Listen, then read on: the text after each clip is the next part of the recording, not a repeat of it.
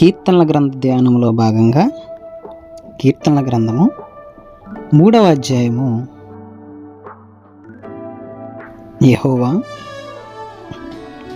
నన్ను బాధించువారు ఎంతో విస్తరించి ఉన్నారు, నా మీదికి లేచువారు అనేకులు. దేవుని వలన అతనికి రక్షణ ఏమయో దొరకదని నన్ను గూర్చి చెప్పువారు అనేకులు.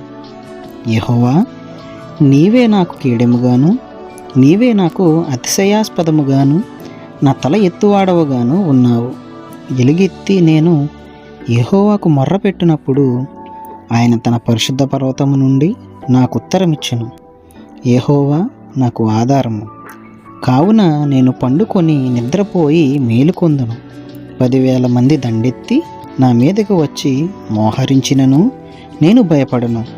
యెహోవా, లెమ్ము, నా దేవా, నన్ను రక్షింపుము. నా శత్రువులనందరినీ దవడ ఎముక మీద కొట్టువాడవు నీవే, దుష్టుల పళ్ళు విరగ్గొట్టువాడవు నీవే. రక్షణ యెహోవాది, నీ ప్రజల మీదకి నీ ఆశీర్వాదము వచ్చునుగాక. ఆమేన్.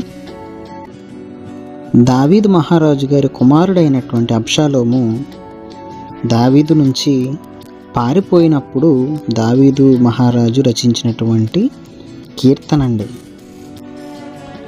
నిజంగా ఈ 3వ అధ్యాయంలో చెప్పినట్టుగా మనలను కూడా బాధించేవారు ఎంతోమంది ఉన్నారు.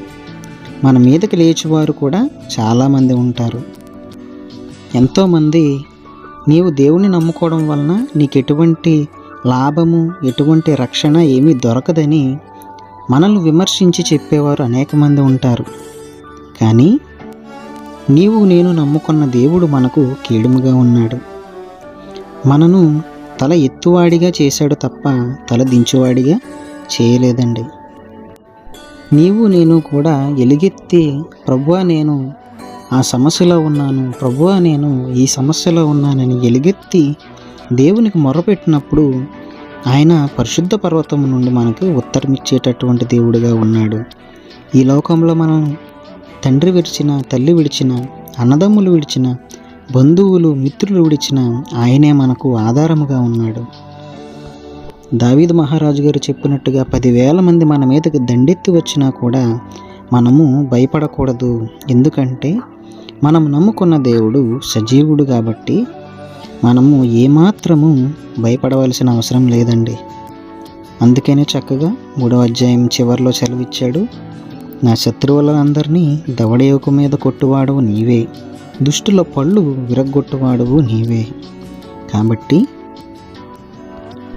ఈ యొక్క 3వ అధ్యాయం ద్వారా మనము గుర్తు చేసుకోవాల్సింది ఏంటంటే, ఆయనను ఆశ్రయించు వారిని ఆయన ఎన్నటికీ విడిచిపెట్టేవాడు కాడు. మన యొక్క రక్షణ ఆయనది. కాబట్టి ఈ కొద్ది మాటలు దేవుడు మన వినికిడిలో దీవించునుగాక. Amen. God bless you all. Thank you for watching.